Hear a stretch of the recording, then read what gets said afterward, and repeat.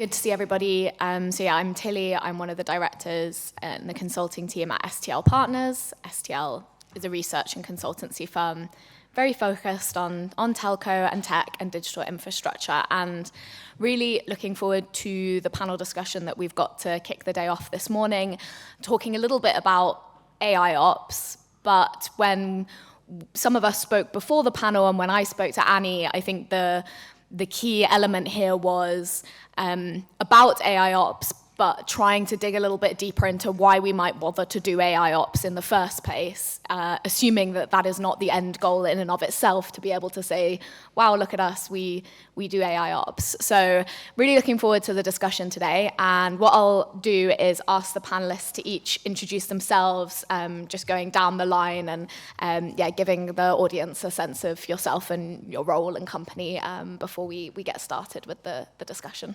Thank you, Tilly. My name is Matthew Twomey.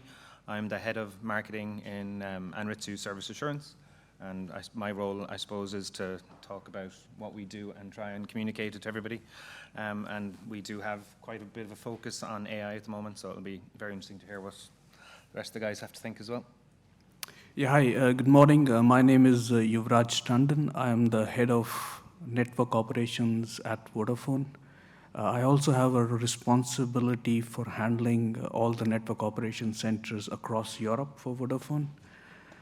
We, along with our engineering colleagues, have been on this journey of automation, AIOps for the last many years.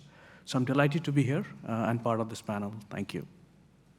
Good morning, everybody. I'm McRae from Juniper Networks. I work with customers to kind of really change their network from a cost into a high-performance solution that helps their businesses.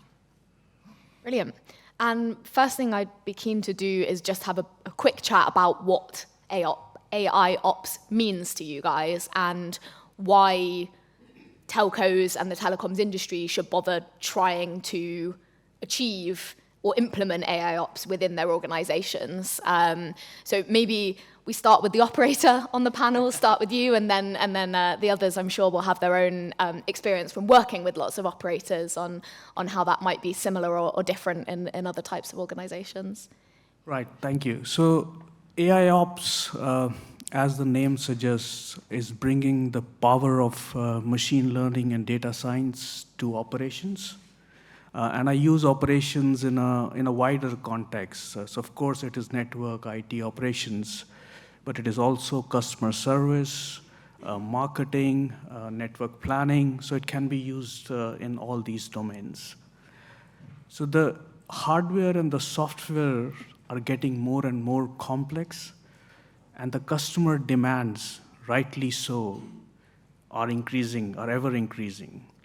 So that increases the demand on the departments that are handling these operations, and that is where AIOps steps in to help. So if I look at what are the ingredients of AIOps, so you have your data, which could be your network, customer service, finance, billing, et cetera. You take that data and you put it at one place, removing the silos. So basically converting that data into a big data.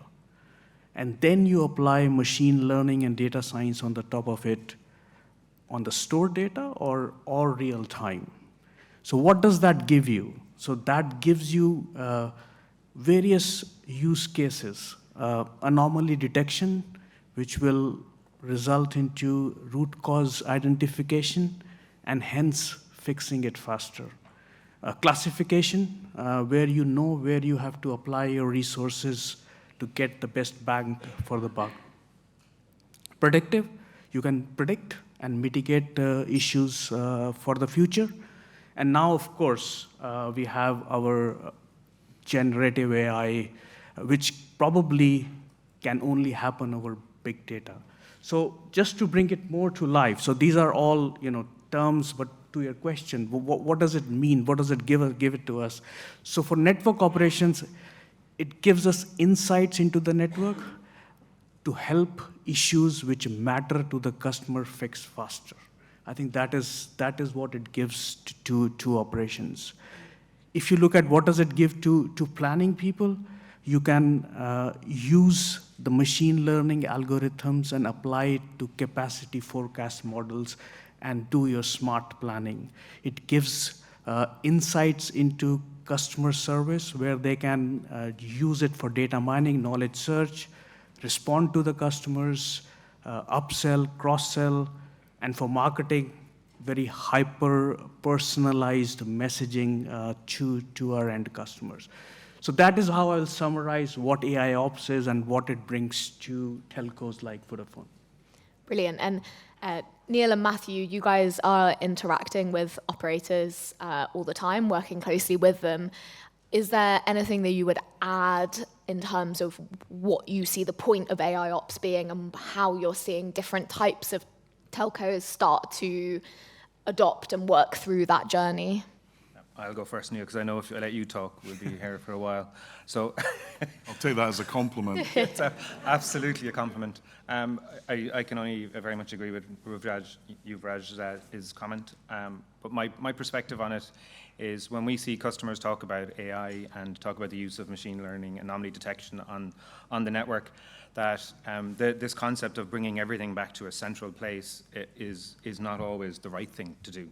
That if you bring everything back to a central place, you're going to have some delay, you're going to have some loss of detail of the information you actually want to act on. So I think from our perspective, though there's certain use cases that are very useful for having a central store of data, we think having some AI and anomaly detection close to where things are in particular are happening in real time, having some AI anomaly detection, machine learning, very close to when you see the data means you have the best chance to react faster, to find problems as they're happening. So if you need to be real time and you need to fix things as they happen, you can't go all the way back to a central store. And I think this is a conversation we're having with a bunch of customers where an awful lot of them have this idea of we will have centralized knowledge on all AI, all machine learning and anomaly detection, and there'll be one team and they'll do it. Whereas I think more teams and more insights and expertise are needed for various and different use cases, in particular anomaly detection in real time. So a bit more dissemination of expertise and of teams, and the worry and the fear that operators have on that is often about it's about overlapping, efforts and resources that could have been done in a more efficient way. Yeah. And sometimes the worry is also, they've got all these Frankenstein systems that they've got in place today to run their networks from different vendors from different parts of the world, and they know and understand the headache of that, and they're worried about implementing things that further that worry. So those are the worries, but you're saying that from a performance perspective, and maybe from just what I hear anyway, is it just from a getting started perspective, if you obsess over the idea of one perfect architecture, one system, one data lake, it can be very difficult to get things moving. Is that fair? It's the what data when and what impact. And so like if the impact is now, you need to act on that data with the intelligence now. And if you bring that data to a centralized system, it can work for certain use cases, but not for the immediate ones, the real-time ones. And that is, I'm not saying the centralized approach is not something that's very useful for loads of use cases. It really is, and predictive stuff in particular. But when you want to act on things that are happening right now, like there was that case in Australia where the network went down and they didn't know what was happening for like 10 hours. You want to have that information in a minute, 2 minutes, of going, right, what's happening, who's this impacting, and you don't want that to be going to a different system for analysis. You want to know now. Mm-hmm. And it's just to complement the idea of there's this team who'll make the centralized data that they're going to work on, but there's also other perspectives for faster use cases that they may not be looking at. Mm-hmm. Mm-hmm. And Neil, you spoke about at the start, I think, about Juniper and what you guys are trying to achieve with networks. And I think, one of the big things to talk about today is the end outcome of why we're doing this in the first place, why the importance of AIOps, why the pain and the change. Can you talk a bit more about that from your perspective? Yeah, sure. I mean, I'll look at it, I kind of look at it through two lenses, and unfortunately a third kind of lens is appearing. Let me just cover that lens very quickly.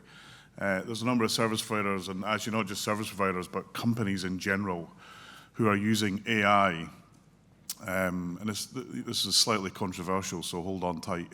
They're using AI to make a really bad performing organization perform 20% better. And AI is really good at that. If you're really great at what you do, AI is probably not going to help you that much. If you're not so good at what you do, AI is going to help you massively, because it's going to take some of the things that you do badly and do them slightly better. However, our perspective is AI is really about powering the network for experience. And if you try and just bolt on AI to what you've got, you'll get that 10 or 20%, but you'll be wondering why do we bother? It's not really going to make that big a difference. If you kind of start from kind of ground up approach and design and build your network around actually what would an AI, if it was to design a network, what would it look like and why would it design it that way? You can start to see massive changes, and I'll use some stats, and I'm not trying to advertise here, I'll just let it speak for itself, but when we put our Mist platform into enterprises, about at least 12 of them that I've worked with, they have seen a reduction in network issues by 90%. And they don't even know that that's happened because the AI called Marvis in our Mist cloud just does it. But that's because we started with a kind of fresh sheet of paper as to actually how should we put these networks together. That allows us to take the point made by both my colleagues here, which is ensuring that you've then got the data in a format in the right place. Now, as service providers, it's really hard to kind of just start a new network, right? It's you've got this huge legacy. That's where we see service providers trying to, again, the third part, and when I was at BT, this was my focus for AI. Actually, I'm not going to try and do any AI on the legacy. I think anyone who does that is nuts, personally speaking. But I am going to build for AI in the heart of the networks that are going to power my revenue for the next 10 years. And why is that? It's not actually to save money. It's actually to avoid the point that was made about what happened in Australia. And actually, there was also a big incident in Canada. The network is too complex for humans. If you really want the experience, if you really want the on-demand, in-the-moment experience where you've got blue light services attending an RTA, or you've got life or death train service that's where you're running signaling for trains, the notion of humans being involved in that is laughable. And I say this a lot, but we've done a great job in making tons of money out of building networks to this device. This device is beautiful, we love it, it's changed the world, but this device is not the future of networking. The future of networking is where we take the network into places that this can go, into hospitals, into healthcare, into supporting councils and local organizations, but ultimately using it to take the step change that this device made in our lives and taking that step forward. For the last 10 years, we haven't really made that step, and part of it's because humans are involved. So if we're able to automate the network, then place AI over it, and AI will do 90% of it, it won't do 100% of it. You'll still need humans to support it.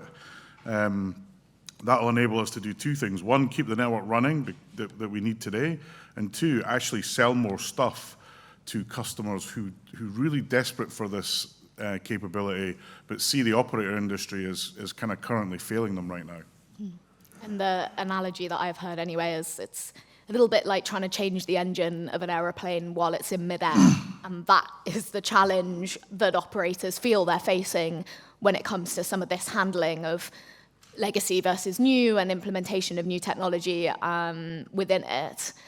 And I guess the other thing I wanted to put to you guys as a viewpoint that I have heard and I see some legitimacy in is folks saying it's all very well wanting to think that the network is going to act like a software application. It's all moving to more software, more cloudified, and it can look and act like a software application, and therefore we should look and act and behave like software developers. And the benefit of being able to do AIOps and being able to have CI/CD pipelines and so on and so forth.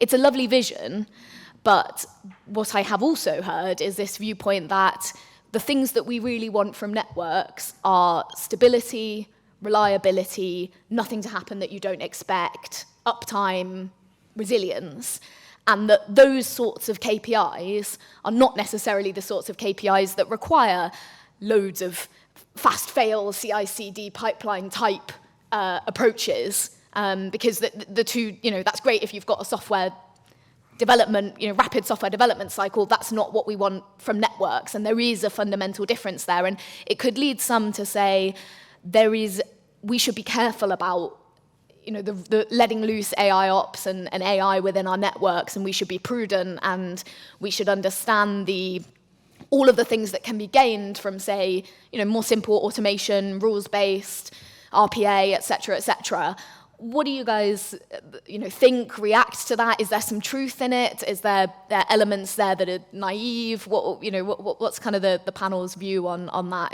in terms of the role of AI specifically? And then we'll get on to Gen AI after that. But all right. So before I answer this question, just to Matt's point, so centralized data does not mean that it is far away always. It can be close. The prime reason of centralized data is to remove silos. So we all have evolved from legacy organizations where we have a data for billing, a data for network performance. And if you have to really bother about customer experience, for example, if a customer calls and you have the billing data and the customer care data, you can easily figure out how many people are calling for first bill or early issues. So all those issues are only applicable once you bring the data together. Just to bring that point, that doesn't mean it has to be far away. Now, coming to your question now, so yes, this for operations, in network operations is $1 million question. Stability is always contradictory with experiment and learn fast, right? There is a contradiction in itself. So the way we see it is there are various concepts which you can use. Like synthetic data is one concept which is very commonly coming out, where you can have a replication of the data and try things on a synthetic data before rolling it out. That gives you resiliency. Then, as the networks themselves are becoming cloud native, they have enough resiliency into it in terms of virtualization and containerization that you can try things better than what you can do in legacy environments. Having said that, there is still a very fundamental difference between standard IT systems and telco systems, and that has to be taken care of. And that is probably one of the reasons that journeys for most of these telcos is not going at an express state, and we are cautious at every state in making sure that algorithms they are built are tested properly and rolled out carefully. Others that want to add at all? Yeah, I mean, I think look, we're famous for being reliable, and actually, it's something that the hyperscalers are trying to learn from. Actually, how do telcos beat us on, availability? And they do today. Amazingly, people don't believe that. I've got the data. It's true.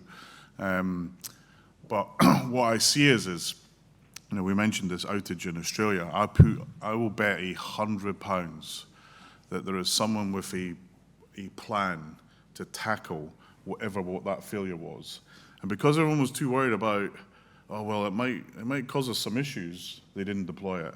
And this is the challenge that I think our industry is really suffering from. We have a leadership in our industry, and particularly in the service provider space, that their understanding of telco was, hey, you route a call this way, it costs you 10 pence. You route a call that way, it costs you 5 pence. And we do not have the proven leaders that know how to write code, that understand the control plane of the network, that understand actually these 3 metrics about route table size are super important. I want to see them every day. Because if I don't and we trip over it, hey, half of Australia goes dark. So in my mind, we need to face into that challenge as well. and ensure that we have the right teams being positioned and built such that the key things about running a network are being taken care of. There was a time where you could, you would get a pat on the back for standing still, whereas you then look at the performance of telcos overall, service providers overall, it's not very good right now, and that's because we're standing still. So, and this is where AI, I think, can help us a lot. You don't have to run, you can run lots of applications, AIOps, in kind of a tell me what to do mode. So I actually won't do it, but it'll say, hey, you've got this outage going on, and this, the platform will point, we think it's this device, go have a look. That'll knock an hour off any time to fix, right? And in the situation that happened, in Australia and other outages I've been involved in, usually it's just an hour for you to get the team assembled to figure out what's going on. Whereas if you've got a big light saying, hey, go here first, that helps. But AI is not gonna make the fact that we're standing still change enough. And we need bold leadership to really drive our industry forward. And right now we don't have it. And the stock price of just about every service provider on the planet is showing it. We see some, interesting things happening. KTN made some big organizational announcements about, what they want to put into their leadership so that these new capabilities get deployed in a safe way. You can go fast and be reliable at the same time. I've done it many times. We did it during COVID. Remember those great days where the 3-year Teams rollout took 2 days? Everyone remember that? We had in my last organization, we had a 3-year plan to roll out Teams. We did it in 3 days. So it can be done. And I just think we need to kind of think more about how do we really, if I look back over the last 12 months, how do I do twice as much next year? That's what I would encourage all my service provider colleagues to be thinking about. How do I do at least twice as much? And when you actually look at it, I don't think it's an awful lot. So, and if we don't do that, we will struggle. But this is where AI can help us, because it can say, well, actually, if you make this change too quickly or you don't think about it too much, you may run into this issue. And that might be okay, because you might decide to fix it. If you've got the right skills, actually, we know we're going to have this problem when we make this change. We'll fix it. One other example, we had a core network change that I worked on in a previous organization, and the plan was the first plan was 3 years and 4 months to do the change. The first night of the change, it was actually near where I live, so I thought I'm going to pop down and have a look, see what the guys are doing, and probably drive them mad that I'm there. But we did the first change in 25 minutes. So I convinced them to do the second change that was planned for a week later, the same night. A 3.5-year program went down to 6 months, and that was changing out every single core network device in the organization, 212 of them, driving roughly about 20 terabits a second per day. So if you've got the right team and you've got the right mindset and you plan well and you use AI to support you, you could make lots of changes whilst maintaining reliability. If you can't do all of those things, I think you need to look at your team and look at what skills you've got and look at how you do more to augment them. Yeah, just if I can add to that, I think for us, when we get the most impact with customers around what we deliver around AI and ML, it's when they have a team that actually can take what we're doing and it becomes their responsibility. So there needs to be a team that are focused on AIOps or data science or machine learning, and they need to have responsibility for automation, and that needs to be their job. It can't be just a part of their job that they spend 10% of the week doing. It needs to be their whole job, and that they move workloads from manual processes over to automated processes, and that is where we get, when we work with those teams, those are the customers that are the happiest, because they're like, okay, they get an acceleration. and you get a force multiplier effect over time. And so I think the irony of it is, like, I mean, AIOps, it was an IT term. It's been, I think it was Appledore guys moved it over to telco term, so thanks for that. But I think ultimately it's the actual teams, the actual humans who are going to be putting these things in place that are actually more important than whatever we call it. Yes. So just if I add and expand to it, right? I think rightly said. So the way it is progressing, at least in our organization, is so you use AI to get to the root cause, anomaly detection, incident, and then we are applying closed loop automation on the top of it. Now that is where you have to be very cautious. So you start applying more on the access of the network where the risks are low. And then as you become confident, then you are increasing the closed loop automations. And I think most of the telcos are in 30-40% range. They're far away from 100% zero-touch automation, as to say. And that is where the cautious nature of telcos come in. That you're careful and test it thoroughly and move forward. And Neil, you raised the question of the hyperscalers, and the other piece of this panel that we haven't got to yet is about the role of cloud within AIOps, and obviously that's public, private cloud, all sorts of different ways that operators and others can leverage cloud. It would be good to get your guys' thoughts on that topic area, particularly of cloud, what its role is, the benefits it can bring, but also, I guess, this uneasy relationship that sits sometimes between the telco industry and cloud. It would be good to hear your guys' thoughts on that. I don't know who wants to start, but maybe there's one thing. I think we over-focus on this cloud discussion. You can run a really terrible infrastructure in the cloud or on-prem. It's about how do you get your own architecture and your own infrastructure into a place where you can make benefits, whether you go private or public cloud. So, so for example, cloud native, we have one of our platforms is, hey, you can upgrade it without touching any customers, then press a button and swing over to it. And we're doing more and more of that in all of our devices, such that effectively we're running containers on routers so that you can go from one image to another image and actually have them running in parallel and have them running in a way that gives you the confidence that this new software is going to work. And actually, I think the vendor industry needs to do a lot more in that space. And whether that's whether that's in an app in the cloud or 5G core in the cloud, or if it's on-prem, or if it's a router in a data center, actually probably matters less. It's about how well have you gone and built it, and how well can you then deal with either local power issues, which is usually the biggest impact to service, next to actual people doing something that breaks stuff, versus a wider outage where you're dependent upon something in the cloud or somewhere else. So in my mind, if you've built and designed well, where you put it is probably actually less important.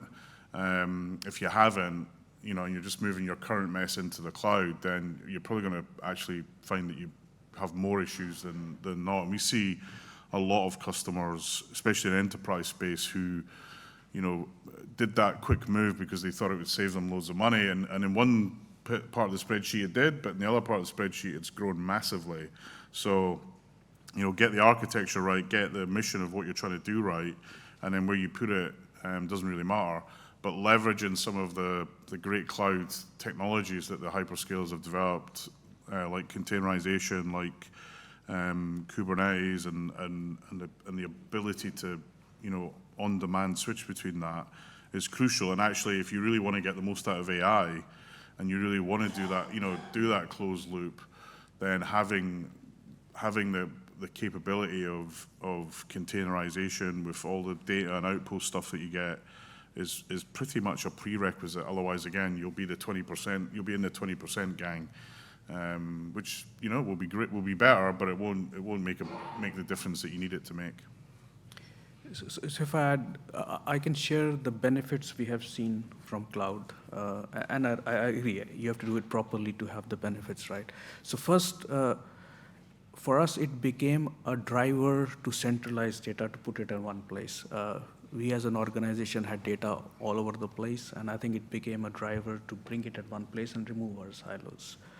Second, I think the cloud infrastructure itself comes with a suite of tools, AI tools and workflows, so you don't have to start from scratch.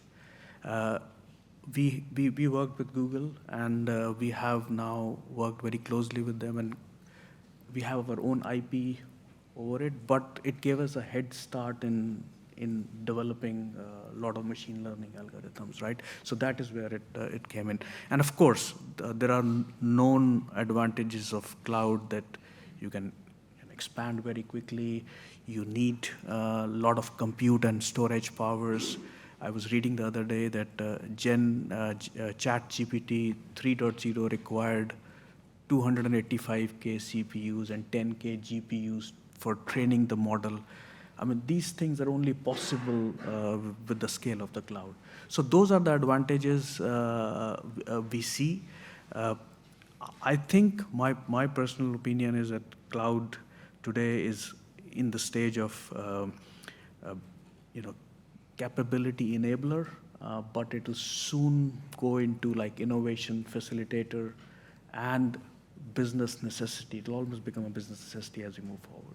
Can I ask, Yuvraj, are the telco workloads, when do you see the telco workloads, the services you offer to your customers, moving on to public or private or hybrid? So is that something that you see now or soon, or? So as far as our networks are concerned, sorry, I just wanted to know. Sorry. No. So currently, what we have moved in public clouds is more data analytics. Our networks are pretty much in our own private clouds. Will the networks ever go in public cloud? Not very sure. I think if it all happens, even those public clouds will have to be dedicated to the telcos, right? So there are theoretical discussions about it, but today it's all in the private cloud, and that's where it is. And did you want to add anything on questions? That would be similar to what we have with people. The step of getting your BSS and some of your OSS applications into cloud makes huge amount of sense, and you have lots of tools, and having them all in the same cloud as well is just it's right, it's cohesive. But the actual moving of the telco workloads into cloud, where something goes wrong and you need one neck to choke, and the neck is Amazon, for example, not picking on Amazon, but like you have a real problem then going, okay, so who do we blame? So I've not seen anybody, like obviously Dish have went down that road, but I don't know how well that's working. So I was interested to hear. Absolutely. We have also gone on OSS. A lot of our ITSM systems are in cloud with like BMC, for example, but networks are purely private, for sure. Mm-hmm. And it sounds as though one of the things that everyone's touched upon in the panel is that it's one thing thinking about the underlying infrastructure, and it's another thing getting the teams and the organization ready to do things differently, and a sort of lift and shift model, it sounds like, is, there's been examples of that. We've gone on a long journey of network virtualization and then cloudification, and most operators you speak to about that journey are either neutral or somewhat underwhelmed, I would say, about what that did for them as an organization, the transformation they expected. And I suspect a fair amount of that is down to this question of, well, did you actually change anything about either your organization, your skills, or your processes when you did that, or did you just take something that was a box and virtualize it and expect something new to come out the other end? And I guess what I feel people are advocating for and talking about here on the panel is the need to actually do something different, as well as change, as well as an infrastructure change or a change in the architecture. I'd also be very interested to hear from both the guys on So network telco workloads in the cloud might be a bit out, but what do we think about network slicing, and when will we have, for example, the likes of Vodafone with tens or hundreds of network slices? So we have already launched 5G Ultra, 5G standalone. So we already have the capability. I think I'm aware that our business teams are working closely with the customers to identify use cases for that. So it is pretty much reality now.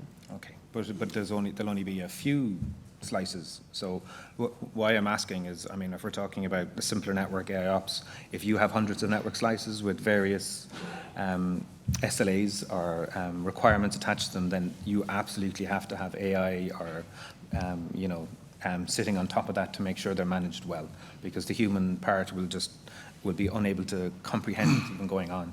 So like 1, 2, 3, 4 slices, we've had that before, but when you get to tens or dynamic slices or hundreds, then this is where we'll have that kind of that issue, I think. Yes. So I think in my opening remark, I said as the hardware and the softwares are becoming more complex and the demands of the customers are increasing, that is where AIOps steps in, to your point.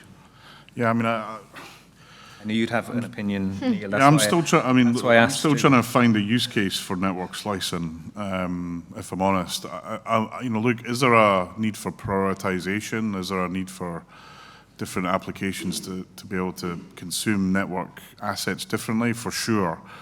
I think building a slice where it's all in one kind of group, I just don't think is the answer. And we're working on it. I mean, our RIG platform allows operators to create slices across an Open RAN infrastructure.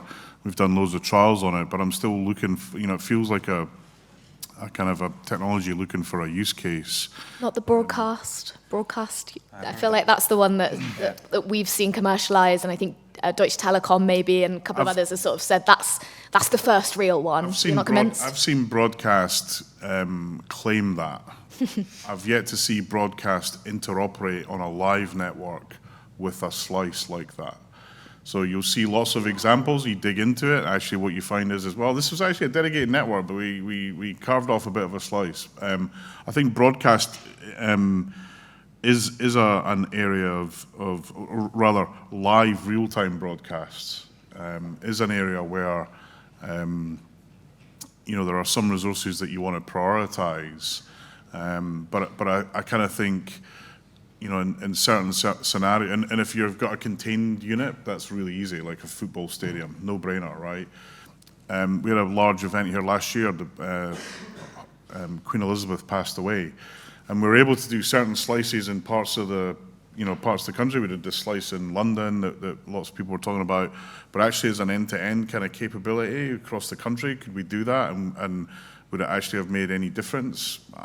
It's hard to see. I don't see it. And also, I think if we organised our spectrum assets much better than we do today, you wouldn't actually need it. So,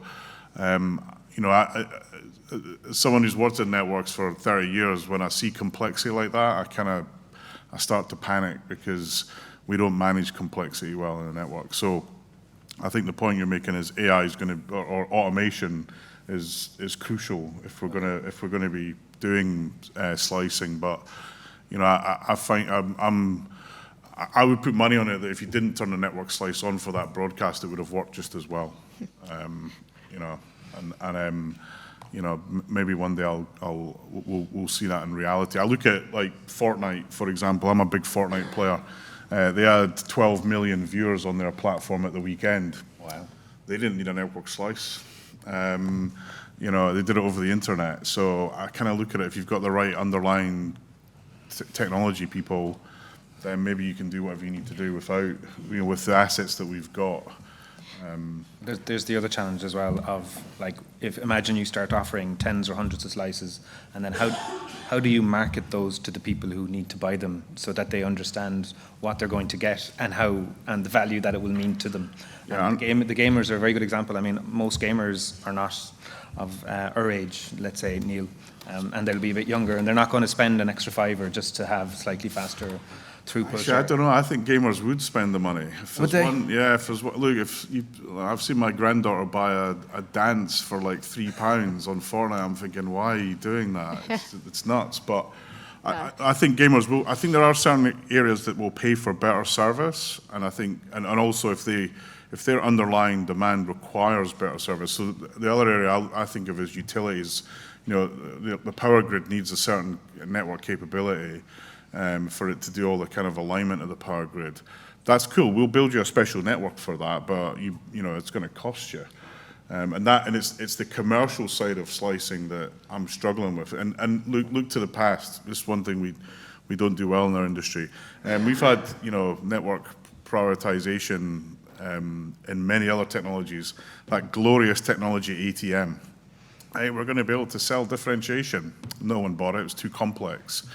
Well, we then did it with MPLS, quality of service, and then it was like, well, wait a minute, I can run this over the internet and it works just as well. So, if you're building for experience in one sector, how do you then not build for experience in the other sector of the network? And I just find that as a very hard thing to I'm going to build a network that works for everybody, whether it's sliced or not. And I think we can do that. Now, what are the revenue opportunities? That's different. If we can sell prioritization and make money out of it, great. But typically we do that for a small period of time and then it's commoditized. We've got to break out of that cycle, in my view. And I think you're right, though, Neil, that gamers are about the only people where they know what ping is. Yeah. They'll tell you what their ping is, they'll do tests, they care about it, and therefore they probably are willing to pay a little bit more to improve it. And that is very unique in the consumer world in terms of their understanding of what's impacting the performance of their games. I'm conscious we have 5 or so minutes left and wanted to make sure that if there were questions that I hadn't asked, that folks in the audience were able to kind of chime in and ask the panel. And already hands go up. So yeah, someone's coming over with a mic to facilitate. Please, will you say who you are? Yes. Jonathan Hobday from Cortex. As I think most of you know, we're in automation, and one of the challenges that we see operators struggling with, which we believe is going to be made worse in AIOps, is the accuracy of the underlying data. So in automation, we see usually about a 10x problem caused when we automate on bad data. And with AI models, and that's just with simple analytics, with AI models, doesn't matter how good your models are, and we see that they're going to be made even worse. To the point that Neil made about having bold leadership to understand how those infrastructures should be, we're seeing a move by a lot of operators driven by the Telecom Security Act and NIS2 in compliance of the inventory data and config. Are you seeing that kind of move to replace that bold leadership, which is missing in telecoms to get this right? Or are you seeing that data is going to be a persistent problem, whether it's federated or near to the source, as you say, Matt? So I can start. So I totally agree, right? So data quality is the biggest issue which all telco operators have. And I think most of the telco operators are large enough, and the governance of data quality sometimes is too spread in the organization for data to be of not high quality. So that's definitely an issue. But to your point, I think the seriousness of addressing that is much higher today. Also, at least the approach we are taking is not to boil the ocean, but to look at the important data which needs to be accurate, and that is what we are heavily focusing on. And you're absolutely right. I think when we started the first automation, I think we worked with Cortex that time, and we turned it on, and suddenly, we were overwhelmed. We thought automation is going to reduce work. It just increased our work 10 times, right? So it's like it just takes all the crap and throws it on the roof, right? That's what happened. But that's where, we have been working to clean it. There is a lot of leadership. You're right. A lot of regulatory acts are coming which are forcing us to do it, and it is definitely now moving in the right direction. I must have spent billions on cleaning data in my career.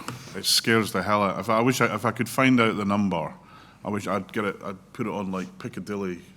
Here's how much we wasted on cleaning data in the last 10 years. So whenever I meet a new CFO, the first thing I tell them is, hey, if anyone comes to you with a data cleanse project, the first question to ask them is, how are you going to make sure the data doesn't get dirty again? And then usually the project stops right at that point.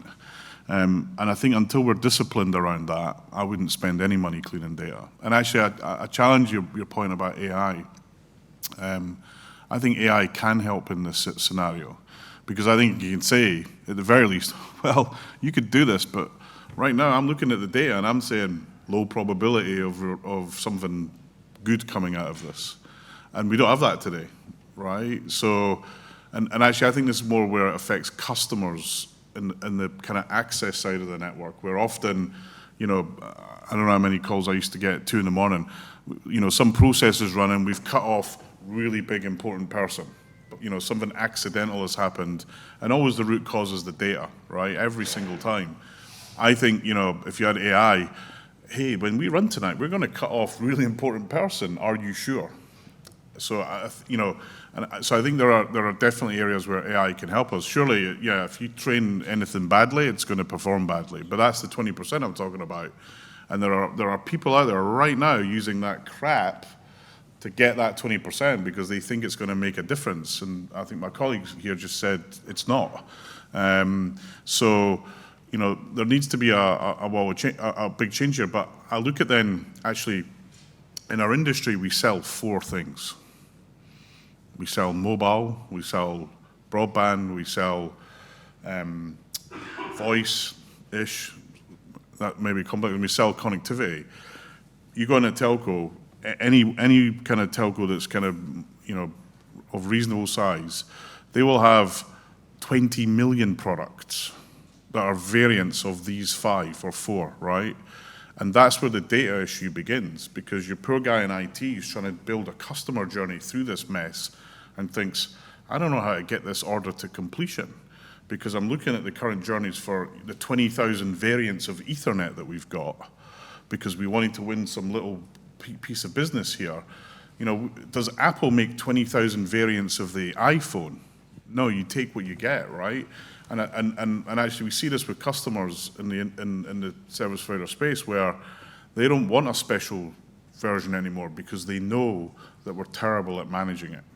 So if you get to a wall where you've got, where you've got a platform where you're actively facing into your legacy, actually having a proper life cycle, can you imagine? I made this point on another gig. I'll make it again. If Apple were like telcos, they'd still be supporting the Apple IIe operating system. Think about that, right? Yeah, okay. Hi, this is Umar Raja from DigiSquared. Your point about Fortnite rang home because, yeah, I was very well aware this weekend that, everything had to be put aside because the event was happening. You talked about, of course, it's important why we take certain steps, and of course, we need to make sure we benefit out of AI. I would like to ask, what are the signs to look out for, especially in network operators, that maybe we are doing things for the sake of doing it? And that's I think that happens with each new technology wave and any new trend coming in, that people will subscribe to it because they want to be the first ones, and we want to show we are progressing. So I'd just like your thoughts about what are the signs to look out in the organization that maybe we are just jumping ahead of our needs, if you will. Thank you. Let me pick that up. There's 2 things I look for. One, I always, I try and work with a process mapping capability that actually maps out a process, not just in systems, but individually. And usually, if that's, if you find a process that's got more than 10 hops in it, you've got a problem. In several organizations, just a process for Ethernet. Remember what Ethernet is it's point A and point B and a link between the 2, where they've got 72 hops in the process. There is definitely things in that process that you should not be doing. The other big giveaway for me is when I'm working with teams, if I see a lot of people putting stuff into Excel spreadsheets, that scares the hell out of me. because I know for a fact that bad stuff is happening. I absolutely know for a fact. And everyone's chuckling because they know in their organization, they've got Excel running half of what they do. And half of what's in Excel is super important, and it's on someone's laptop that they take home on a Friday night, that you need that data when you've turned off Mr. Really Important Customer by accident to turn it back on. If it was up to me, I would remove Excel from people's laptops. Not to make their life more difficult, but to make organizations face into the mess that they're not doing by enabling the proper customer journeys or the proper process deployment. And Excel's given us a way around that. Can't get rid of it, Neil. It's in the cloud as well. We run the network. We can turn stuff off like that. So I last point. So I can add a few things very practical on the ground from my own experience, right? So I totally agree. When we started, I think we realized that automating straight away is not the right thing to do. You have to simplify, eliminate, and then automate, right? And that is something we learned with trial and error, right? Because otherwise you automate crap. The second thing, we talked about data quality issues, and we again realized that it is not possible, rightly so, that to cleanse the data. Why don't you pick data which you are more confident about and apply AI on that? So we apply predictive analytics on two set of data which we had high quality of faith, alerts, alarms, and the KPIs which comes from the vendors, right? They're generally solid, right? Now we have pattern recognition, AI, machine learning now deployed, which can predict a fault, right? Which you can mitigate or predict, because it can see the performance KPIs and it can see patterns which humans cannot see. It can tell you that by this time some degradation, serious degradation will happen. And these are live use cases which we have implemented, and it works. So we started, yes, for the sake of it, but very soon realized what works, what is the right way of doing it, and learned with trial and error. Guys, I know we need to make way for the next panel, but thank you all so much for your time, and thanks for the great questions. Thank you, Tilly.